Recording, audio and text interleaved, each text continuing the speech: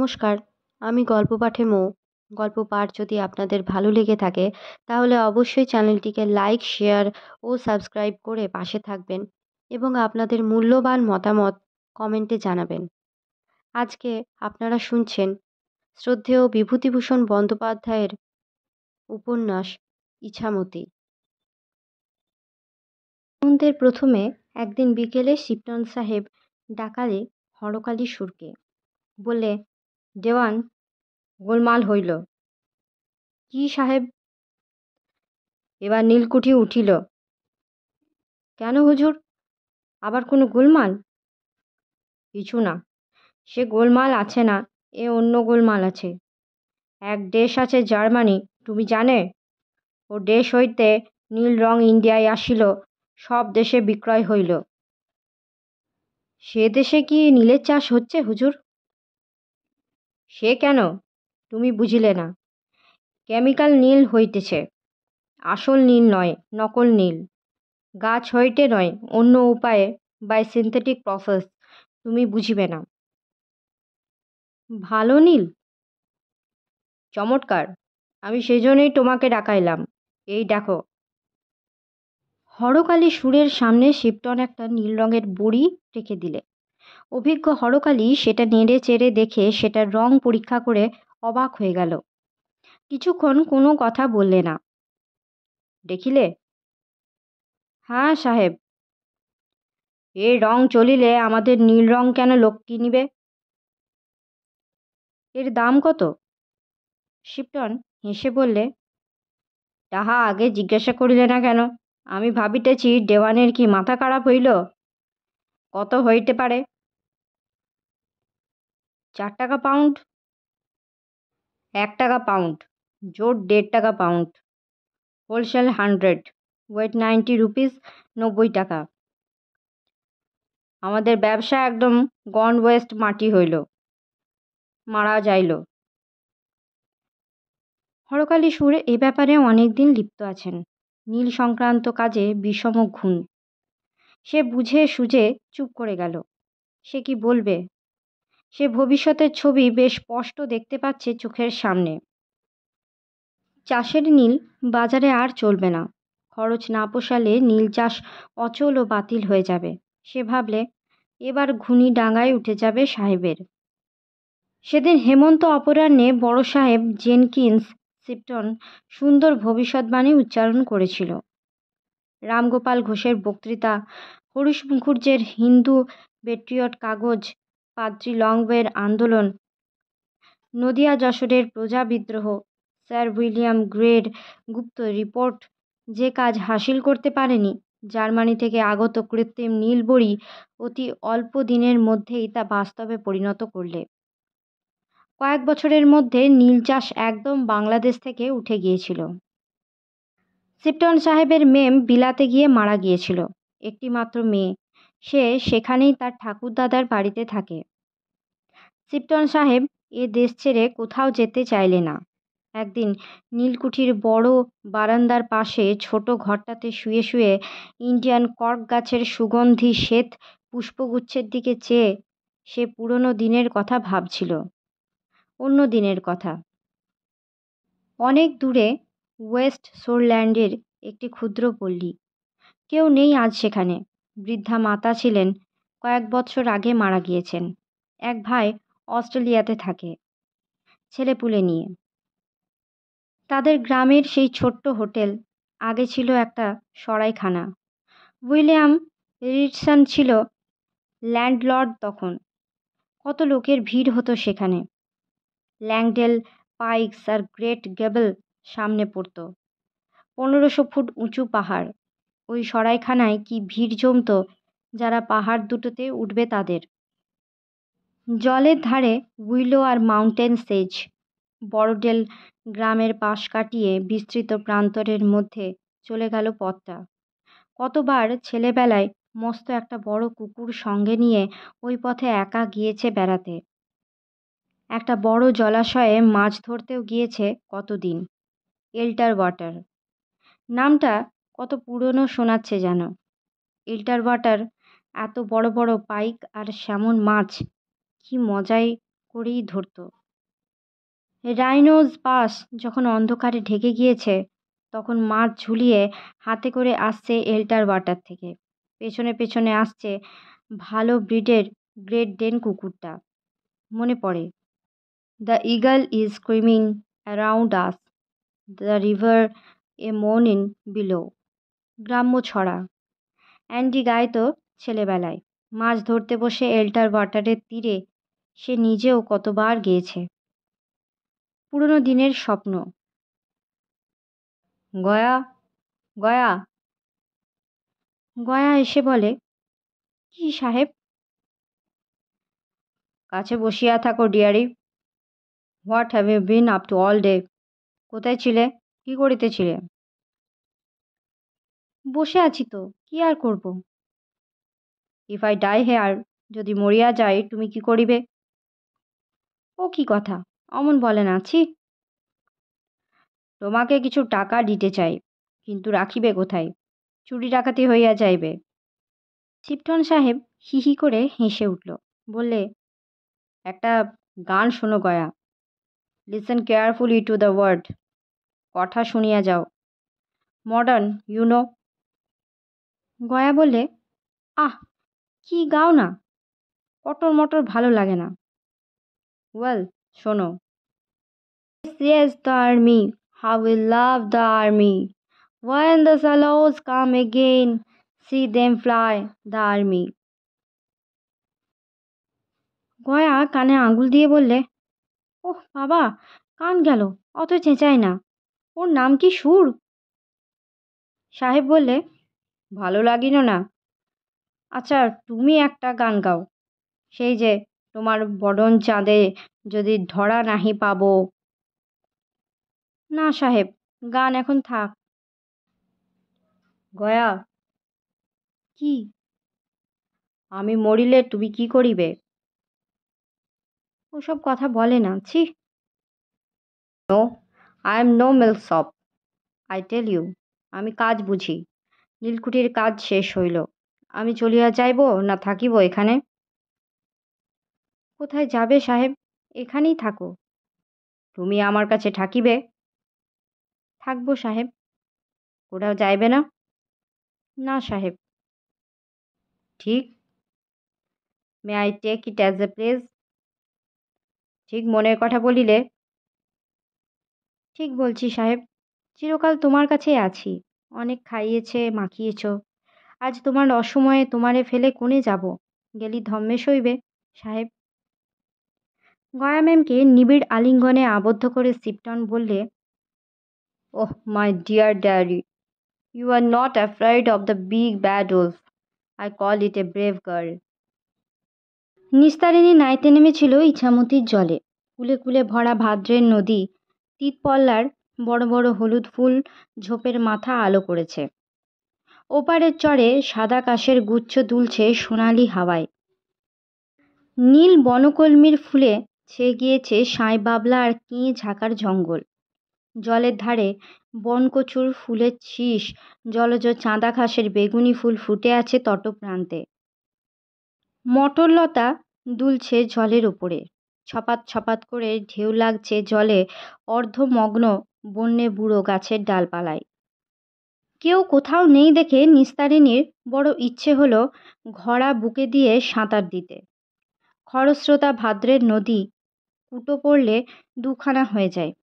কামট কুমিরের ভয়ে এ সময়ে কেউ নামতে চায় না জলে। নিস্তারিণী এসব গ্রাহ্যও করে না। ঘোড়া বুকে দিয়ে সাঁতার দেওয়ার আরাম যে কি, যারা কখনো তা আস্বাদ করেনি তাদের নিস্তারিণী কি বলবে এর মর্ম? তুমি চলেছ স্রোতে নীত হয়ে ভাটির দিকে। পাশে পাশে চলেছে কচুরিপানার ফুল, টোপাপানার দাম, তেলাকুচো লতার টুকটুকে পাকা ফল সবুজের আড়াল থেকে উঁকি মারছে। গাং শালিক পানা শ্যাওলার দামে কিচকিচ করছে। কি আনন্দ, মুক্তির আনন্দ। নিয়ে যাবে কুমিরে? গেলই নিয়ে। সেও যেন এক অপূর্বতর বিস্তৃততর মুক্তির আনন্দ। অনেক দূর এসে নিস্তারিণী দেখলে গায়ের ঘাটগুলো সব পেরিয়ে এসেছে। সামনের কিছু দূরে পাঁচপোতা গ্রাম শেষ হয়ে ভাসানপোতা গ্রামের গয়লাপাড়ার ঘাট। ডাইনে অনাবৃত তীরভূমি, বাঁয়ে ওপারে পটলের ক্ষেত, ঝিঙের ক্ষেত, আরামডাঙ্গার চাষিদের। সে ভুল করেছে, এত দূর আসা উচিত হয়নি একা একা। কে কি বলবে? এখন খরস্রোতা নদীর উজানে স্রোত ঠেলে সাঁতার দিয়ে যাওয়া সম্ভব নয়, আর এগুলোও উচিত নয়। দক্ষিণ তীরের বন জঙ্গলের মধ্যে নামা যুক্তিসঙ্গত হবে কি? হেঁটে বাড়ি যেতে হবে ডাঙায় ডাঙায়, পথও তো চেনে না সে। সাঁতার দিয়ে ডাঙার দিকে সে এলো এগিয়ে। বন্যে বুড়ো গাছের সারি সেখানে নত হয়ে পড়েছে নদীর জলের উপর ঝুঁকে। গাছে পালায় লতায় পাতায় নিবিড়তর জড়াজড়ি। বন্য বিহঙ্গের দল জুটে কিচকিচ করছে ঝোপের পাকা তেলাকুচো ফল খাওয়ার লোভে। বনের মধ্যে শুকনো পাতার ওপরে কিসের খসখস শব্দ।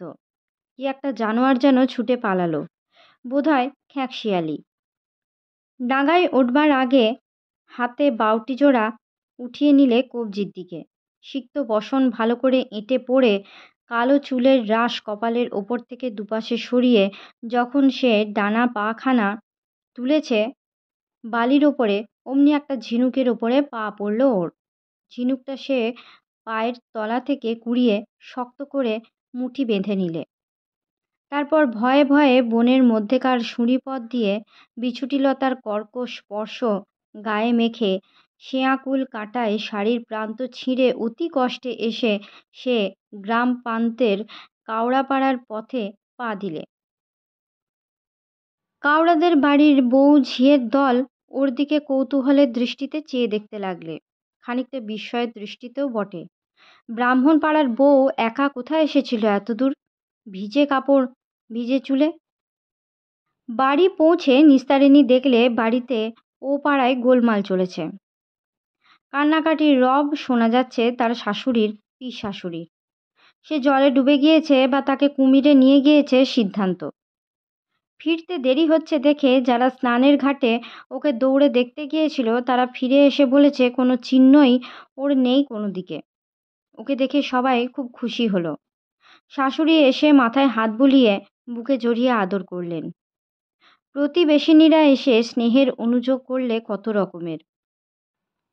ভাত খাওয়ার পরে ননদ সুধামুখীকে সঙ্গে নিয়ে রান্নাঘরের পেছনের কুয়োতলায় সেই ঝিনুকখানা খুললে নিস্তারিণী।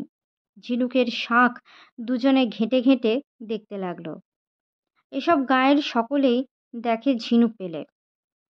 কুলের বিচির মতো একটা জিনিস হাতে ঠেকলো ওর। কি রে ঠাকুরজি, এটা দেখ তো। ওরে, এ ঠিক মুক্ত। দূর, ঠিক বলছি বৌদিদি, মাইরি মুক্ত। তুই কি করে জানলি মুক্ত? চল, দেখাবি মাকে। না ভাই ঠাকুরজি, ওসব কাউকে দেখাস নে। চল না, তোর লজ্জা কিসের? পাড়ায় জানাজানি হয়ে গেল এ বাড়ির বউ ইছামতিতে দামি মুক্ত পেয়েছে। চণ্ডীমণ্ডপে বৃদ্ধদের মজলিসে দিন কতক এ কথা ছাড়া আর অন্য কথা রইল না। একদিন বিধু শ্যাকরা এসে মুক্তটা দেখে শুনে দর দিলে 60 টাকা। নিস্তারিণীর স্বামী কখনো এত টাকা একসঙ্গে দেখেনি। বিধু শ্যাকরা মুক্তটা নিয়ে চলে যাবার কিছু আগে নিস্তারিণীর কি মনে হলো, সে বললে, ও মুক্ত আমি বেচব না। সেই দিনই একজন মুসলমান ওদের বাড়ি এসে মুক্তটা দেখতে চাইলে। দেখে শুনে দাম দিলে 100 টাকা। নিস্তারিণী তবুও মুক্ত বিক্রি করতে চাইলে না। এদিকে গায়ের মধ্যে হুলুস্থুল। অমুকের বউ 100 টাকা দামের মুক্ত পেয়েছে ইছামতির জলে। 100 টাকা একসঙ্গে কে দেখেছে পাঁচপোতা গ্রামের মধ্যে? ভাগ্যিটা বড় ভালো ওদের। বউয়ের দল ভিড় করে ওর কপালে সিঁদুর দিতে এলো। ওর শাশুড়ি নরহরিপুরের শ্যামরায়ের মন্দিরে মানতের পুজো দিয়ে এলো। এ পাকা কলা পাঠিয়ে দেয়, ও পেঁপে পাঠিয়ে দেয়। তিলুর সঙ্গে একদিন নিস্তারিণী দেখা করতে এলো। মুক্তটা সে নিয়েই এসেছে। খোকা সেটা হাতে নিয়ে জিজ্ঞাসু চোখে মায়ের মুখের দিকে চেয়ে বললে, কি ওটা? মুক্ত। মুক্ত কি মা?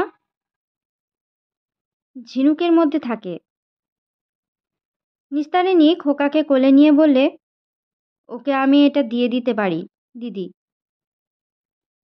না, ও কি করবে ওটা নিয়ে ভাই? সত্যিই দেব। ওর মুখ দেখলি আমি যেন সব ভুলে যাই। তিলু নিস্তারিণীকে অতি কষ্টে নিবৃত্ত করলে।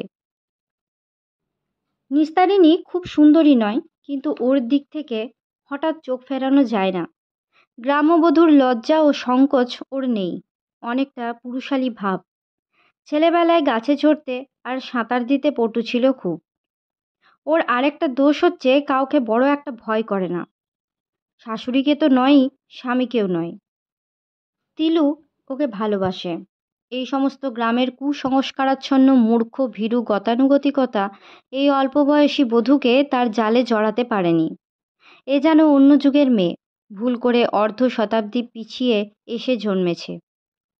তিলু বললে, কিছু খাবি? না। খই আর শশা? দাও দিনি, বেশ লাগে।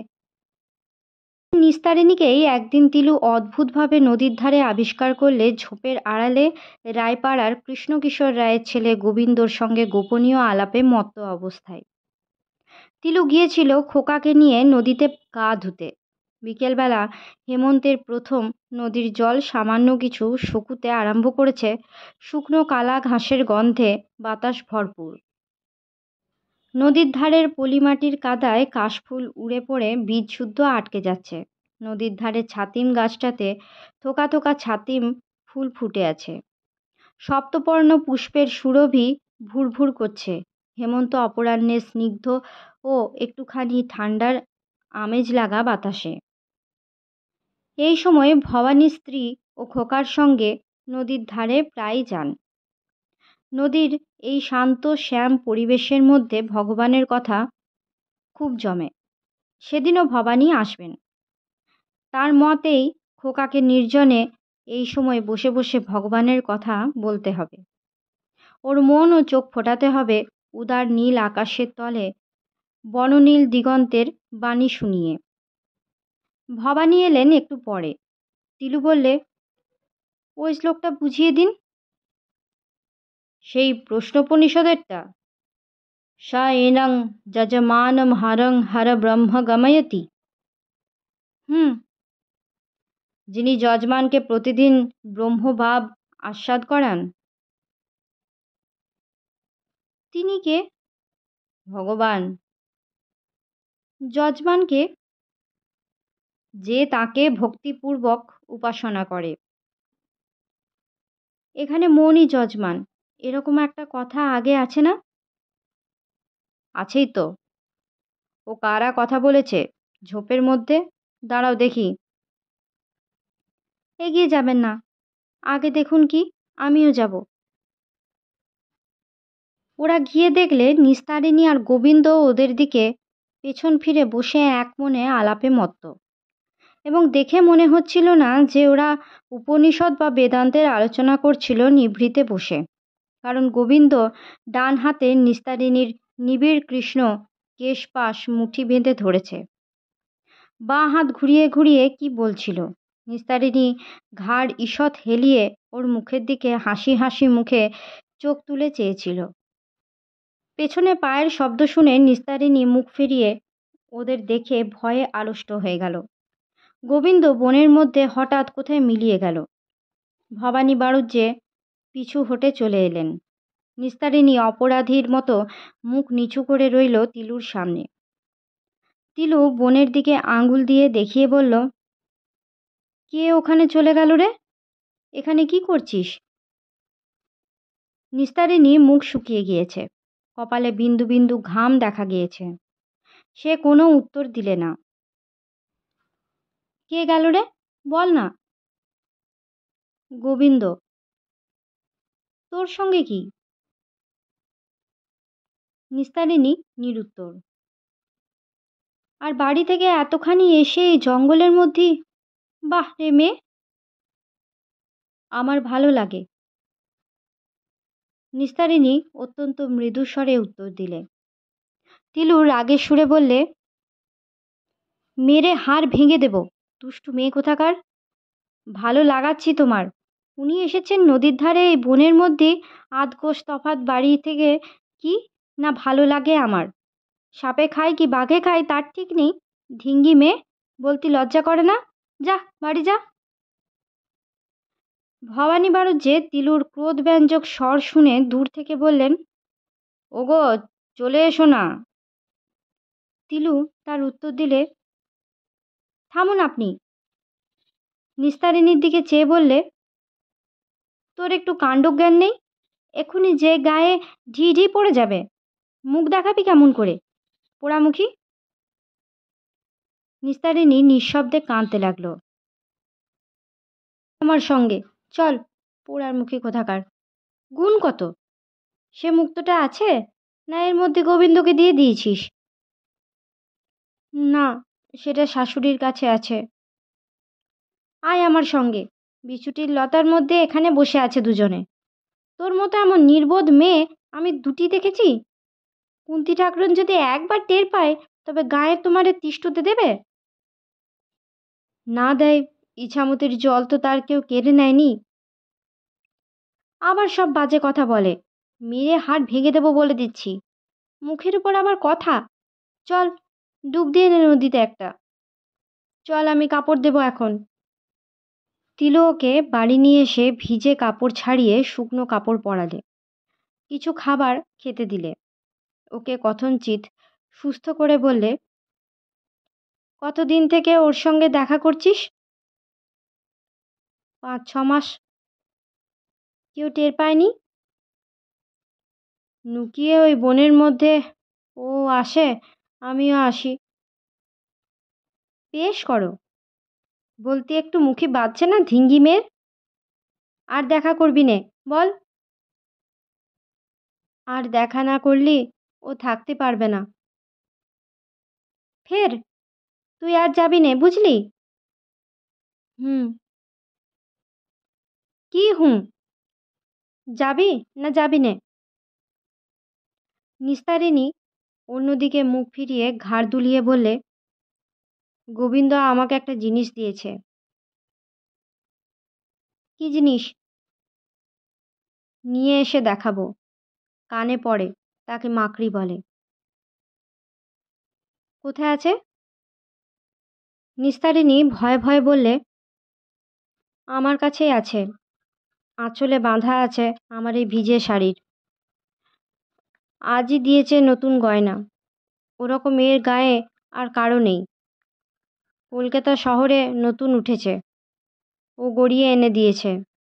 ওর মামাতো ভাই কলকাতায় কোথায় যেন কাজ করে। নিস্তারিণী নিয়ে এসে দেখালে নতুন গয়না ভিজে কাপড়ের খুঁট থেকে খুলে এনে।